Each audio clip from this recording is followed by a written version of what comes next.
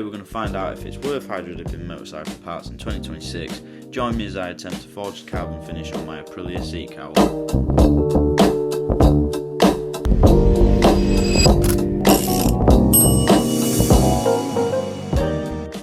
So here's some of the items we're going to need. I bought this as a kit from Hydrostyle UK, and what come in this particular kit was the hydrographics film itself in the forged carbon fibre pattern, 3 sheets of sandpaper, sanding pad, the speed shape itself, which I will show you how that went, didn't go the best, a spray trigger, which is quite useful to make sure you get a good paint finish, and then it comes with high build primer, plastic primer, the activator for the film, the base coat metallic grey, which is what I picked, and I also opted for the more expensive Pro 2K lacquer. So the next thing we're going to need for hydro dipping is the water container itself. Now the water container is going to be quite important. It obviously needs to be large and deep enough to dip the component that you're looking to dip, but we also need to remember that we will be dipping at an angle, so if we dip at an angle like so, we need to get all the way down there. Another important thing to remember is the water temperature. The temperature will affect the dip, so we want to be able to monitor the temperature itself. So I've decided to add a digital thermometer to my water container, and I'd probably suggest you guys do the same. I just want to show you through the results I got on the speed shape I did. There's some quite important pointers that I feel like I've learned and it's worth noting.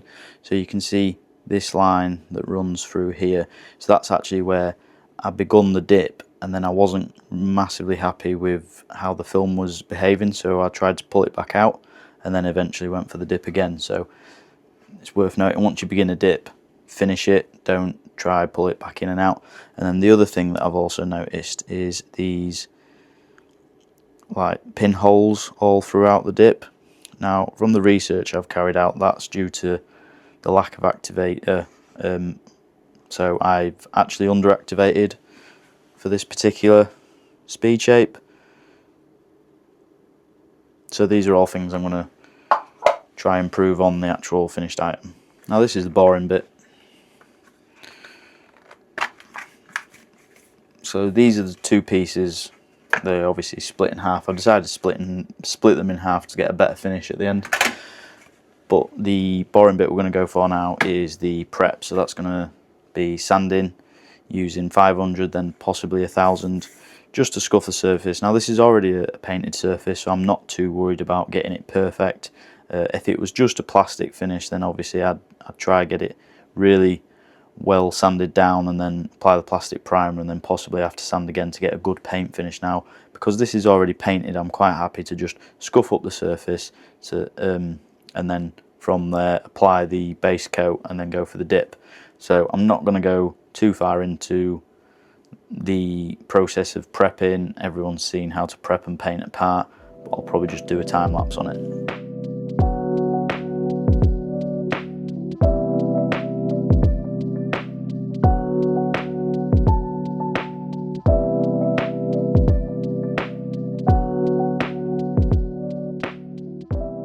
So once you're at a stage where you're happy and you've sanded it down, you know, you can get really perfect or not with it, it's totally up to you.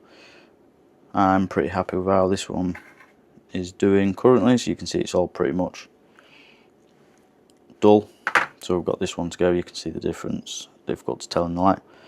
But once this one's done, then we can start applying the first coat of paint, and then we can go from there. And now the other side is also done. Now it's worth noting to try to get as best as possible of a result on the side where you're actually going to see. So obviously all of this bit under here is never actually going to be seen, so I have sanded it and I will paint it, but it's obviously not as important as this side piece that's going to be visible while the part is on the bike. So hopefully move on to the next step, which is paint, and then go from there.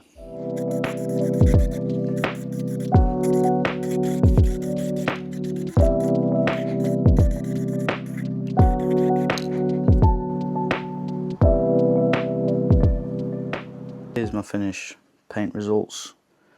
I will be honest, it's turned out okay on this piece, but because I was painting outside, you can see I've had some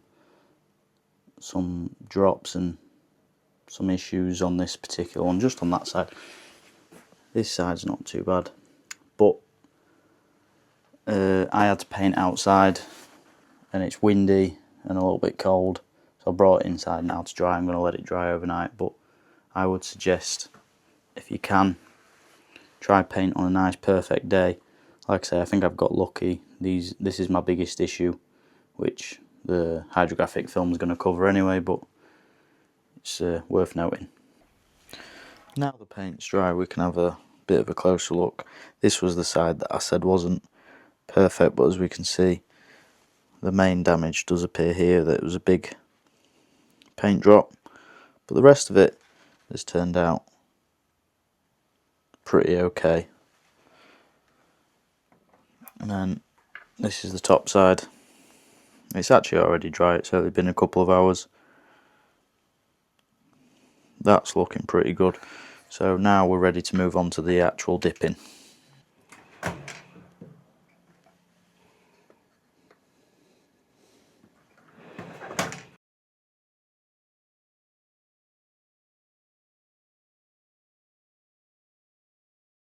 This is the setup. It's not perfect, but it'll get me warm water in the bucket. As we can see, we've got 30 degrees C at the top of the water. That's where the digital thermometer is reading from, and that's what we're looking for. We want the surface temperature to be around 30. Now that I've cut roughly the size that I want, what you can do to know which side of the film needs to face down on the water is if you lick your fingers. So one side will stick, that's the side that needs to go down. So I know currently it's facing down, that's the right way.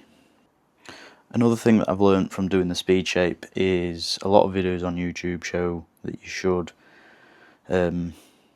tape all around the edges. That didn't work for me because it didn't allow the film to expand within the container, so it created a lot of wrinkles and it made the film practically unusable. Just a couple of other pointers. Obviously, just like for painting, you're going to need a mask for the activator and potentially some glasses. It's worth wearing. Now, a couple of other things I've learned and that we need to do and follow is once the film hits the water, we've got 60 seconds to let it hydrate. It can vary from film to film, but I'm going to stick to the 60-second rule. After that 60-second, we're going to apply the activator. Now, we do that in even, slow passes.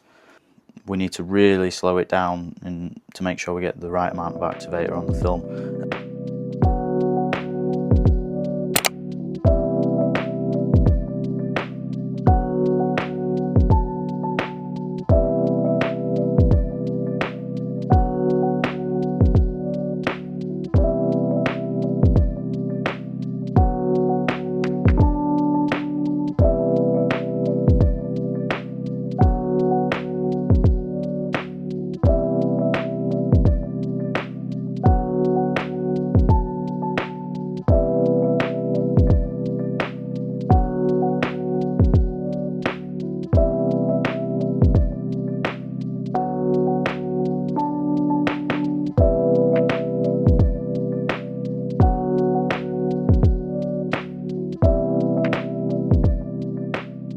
After the first dip, you may want to do another dip. The water's still warm, it's still the perfect temperature, but you've got all this in the water.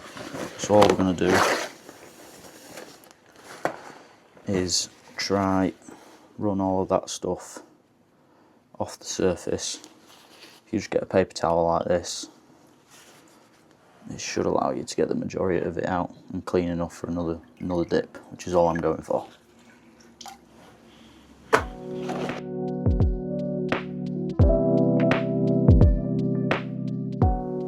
So I'm going to go for the second dip now. I've cleaned the surface as best I can. I'm going to apply the film again to the water, and then I'll apply the activator. When applying the activator, we're looking for a glassed out look. That's when we're ready to dip, so keep an eye on the video for that.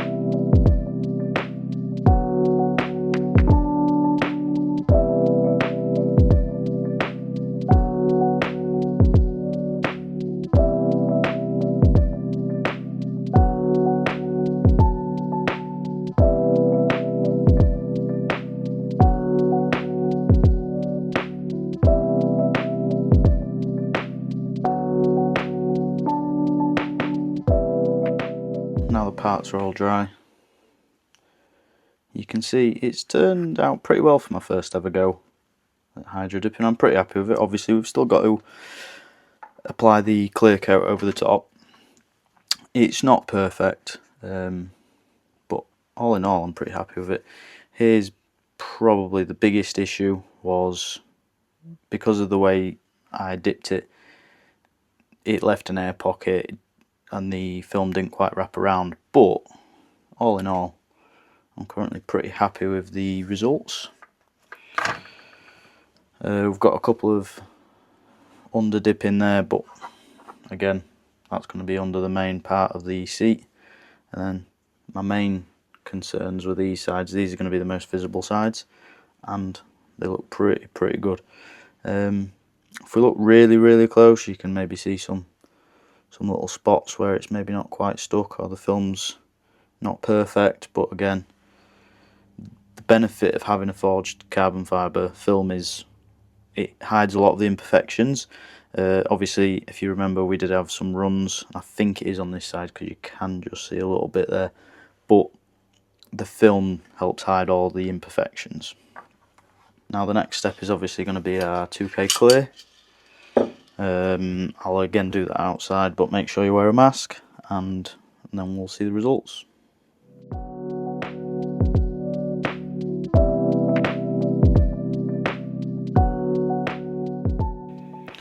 Right guys, now that we've let the clear coat dry over about 24 hours, it's looking pretty good. The issue is if you can hear that.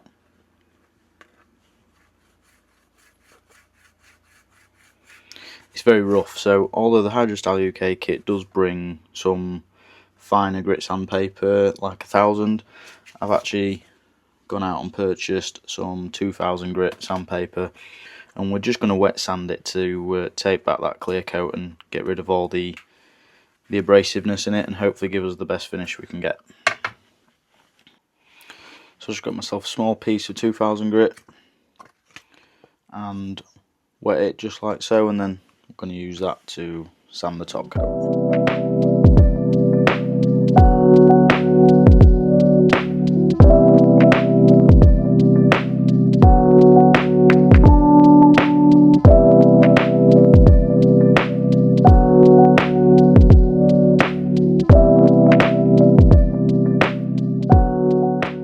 Got a bit of an issue on this one. As I've been sanding, as you can hear, it's nice and soft, but I've also sanded all the way through the finish. So this one's going to need to be taken back, base coated again, and then re-hydro dipped, and start all over again with this one. This one's still looking okay, so I think I'm going to leave this one as is, and then once that one's done, I'll build it all up and then we'll see how it looks on the bike. So we've jumped forward a few days. I've redone this piece, scuffed it down, base coated it, hydro dipped it, clear coated it. I've actually achieved a much better finish on the clear coat with this one. What I found is I did it on a slightly better day, and I actually went a lot thicker, so it's given me a better finish than this side. So now I'm ready to rebuild it, and then we'll see how it looks on the bike. So I've decided against wet sanding the clear coat this time. I just think my skills aren't quite good enough to make sure I don't go all the way through it again. So I'm going to build it back together and see how it looks on the bike and see what the finished result is like.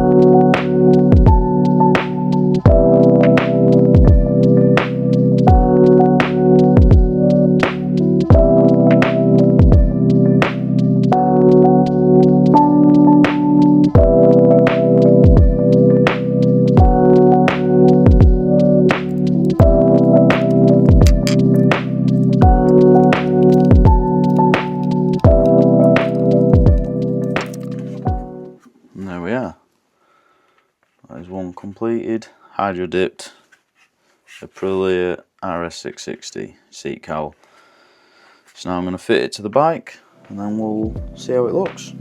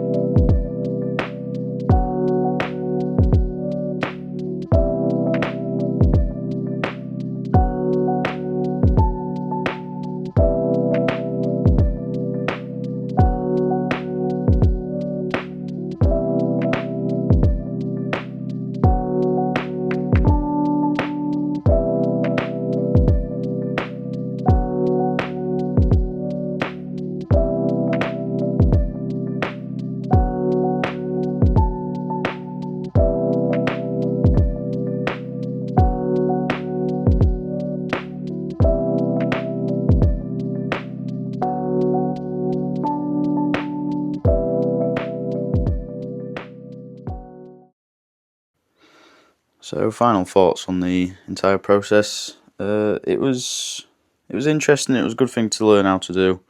Bearing in mind it was my first ever time hydro dipping. It's turned out okay, but obviously if we compare it to what I would consider obviously much better quality, genuine forged carbon, it doesn't quite look anywhere near as good. So to be honest, I might get rid of it. I'm gonna ride the bike a couple of times, see how it looks out in the daylight, and then if I don't like it, I'll either spray it gloss black to match the bike, or maybe even red. That's going to be a difficult red to match with paint, but I will do something else with it. But I just thought it'd be an interesting thing to give a go and share the process. So give it a go for yourself, see how you feel, see how you like it, see if you get better results than me, and good luck.